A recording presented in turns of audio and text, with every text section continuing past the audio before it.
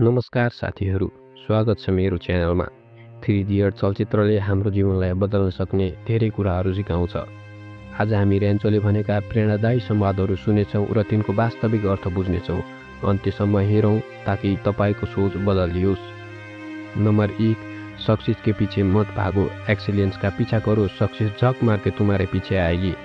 सफलताको पछाडि नलाग, उत्कृष्टताको पछाडि लाग, सफलता आफै तिमीलाई पछ्याउँछ। हामी प्राय केवल सफलताको सपना देख्छौँ, उत्कृष्ट हुनका लागि मेहनत गर्दैनौँ। यदि तपाईँ कुनै क्षेत्रमा असल बन्नुभयो भने सफलता तपाईँलाई खोज्दै आउँछ। उदाहरणका लागि, यदि तपाईँ युट्युबर हुनुहुन्छ भने पैसा कमाउने सोचभन्दा राम्रो कन्टेन्ट बनाउने सोच राख्नुहोस्, सफलता आफै आउनेछ। नम्बर 2, डर के आगे जित है, डरको अगाडि जित हुन्छ। डरले मानिसलाई कमजोर बनाउँछ। जबसम्म हामी डराइरहन्छौँ तबसम्म जित्न सक्दैनौँ।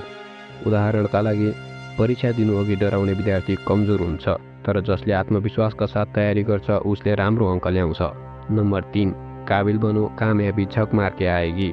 योग्य बन, सफलता आफै आउँछ। हामी पैसा वा जागिरको पछि लाग्छौँ, तर असल सिप विकास गर्न बिर्सिन्छौँ। जब तपाईँ योग्य हुनुहुन्छ तब अवसरहरू आफै आउँछन्।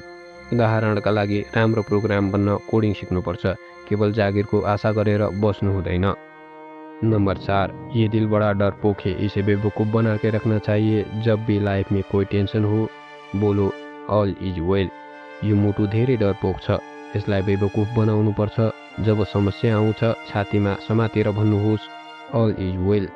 जीवनमा समस्या सबैलाई आउँछ, तर समस्या आउँदा डराउनु हुँदैन। यदि हामीले मनलाई संयमित राख्न सक्यौँ भने समाधान सजिलै आउँछ।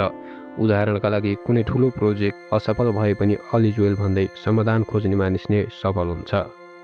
नम्बर 5, डिग्री नहीं ज्ञान आदमी को बडा बनाता है। डिग्रीले होइन, ज्ञानले मानिसलाई ठुलो बनाउँछ। डिग्री महत्त्वपूर्ण छ, तर केवल कागजको टुक्रा हो।